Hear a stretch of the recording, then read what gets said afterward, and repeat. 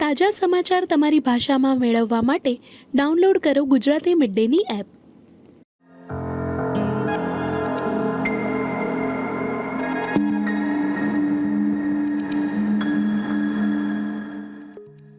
साढ़े 4 साल का रिलेशनशिप था। वो मैरिड था और मुझे पता नहीं था पहले। फिर उस दिन मैं उसको मिलने गई रात को, तो वो अपनी बीवी के साथ था और मैंने अचानक से देख लिया। मेरी बॉडी कहीं से भी मूव नहीं कर पा रही हूँ मैं।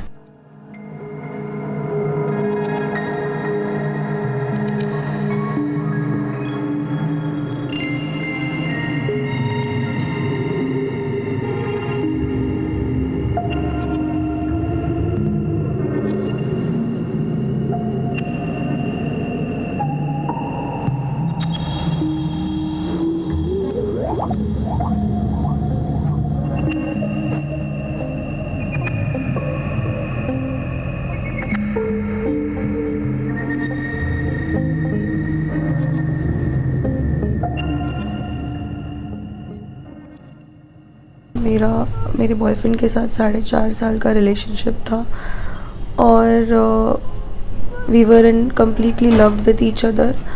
उस दिन रात को वो मैरिड था और मुझे पता नहीं था पहले। फिर बाद में मुझे मालूम पड़ा तो उसने बोला कि हम सेपरेट हो गए हैं, मेरा डिवोर्स हो गया है, I want to marry you only, मुझे आपके साथ ही रहना है, मुझे आपसे ही शादी करनी है। ये सब चीज़ें उसने की है। मैं उसके साथ रह रही थी बहुत टाइम से, 4.5 साल से। फिर उस दिन मैं उसको मिलने गई रात को, तो वो अपनी बीवी के साथ था और मैंने अचानक से देख लिया। मैंने कभी ये सब देखा नहीं था, तो वो शॉक में मैं उससे बात करने की कोशिश की कि प्लीज़ मुझसे बात करो बाहर आकर के। और वो एग्रेशन उसने मेरे पे उतार दिया। वहाँ पर हमारी लड़ाई झगड़े हुए, गाली गलौज हुए। उसने मेरे साथ आपके बॉडी के साथ वहाँ पे क्या क्या हुआ, क्या आपको इंजरी हुई है? मुझे इंजरी हुई है मेरे राइट लेग में, मेरी 3 बोन टूटी हुई है, उसमें उसकी सर्जरी हुई है और उसमें रॉड डाला हुआ है। और मेरे लेफ़्ट साइड की बॉडी में शोल्डर टू मेरे हिप्स तक मुझे बहुत डीप इंजरीज़ हुई है।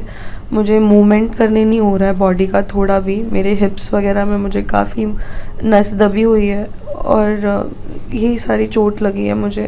स्टमक में भी बिल्कुल मेरी बॉडी कहीं से भी मूव नहीं कर पा रही हूँ मैं।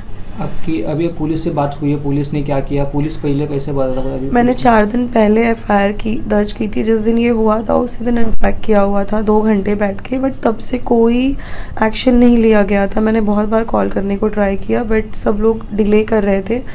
अब आज जाकर पुलिस आई है बिकॉज़ मैंने पोस्ट किया सोशल मीडिया पे और मीडिया के बाद मुझे पुलिस का आज सपोर्ट मिल रहा है। आज वो लोग आए हैं, बातचीत हुई है।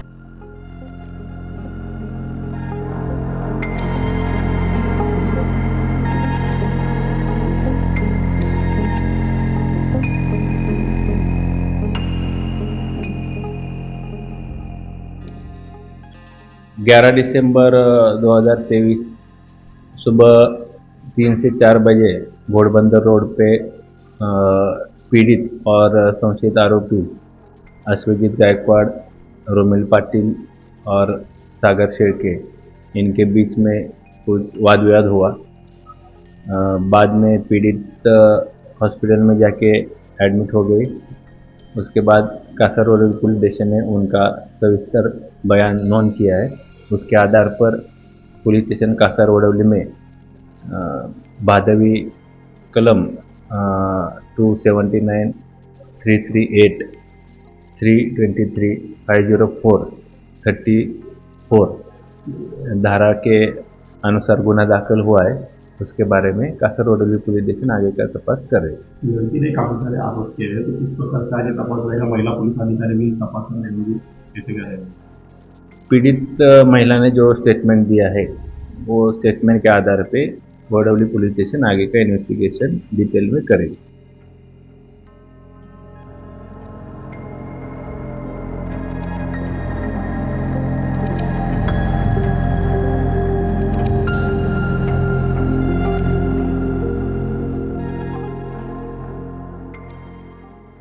I met Priya in the morning.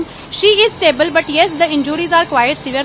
The way The injuries are there. 307 should have been recorded, which is not recorded. And we have been requesting the investigating officers and the police officers to take 307, 356 on record. But till date, it's been more than 4 days. They have not taken it. So if they don't proceed, then we'll have to approach the Honorable High Court to take further steps. That's all I can say. Have you ever words with the police official? What are they- That all these things I will not be able to disclose at this point of time. But yes, if these sections are not recorded, in spite of making so many requests for supplementary statement, then we may approach the Honorable High Court for seeking directions to the police officers to record the FIR appropriately.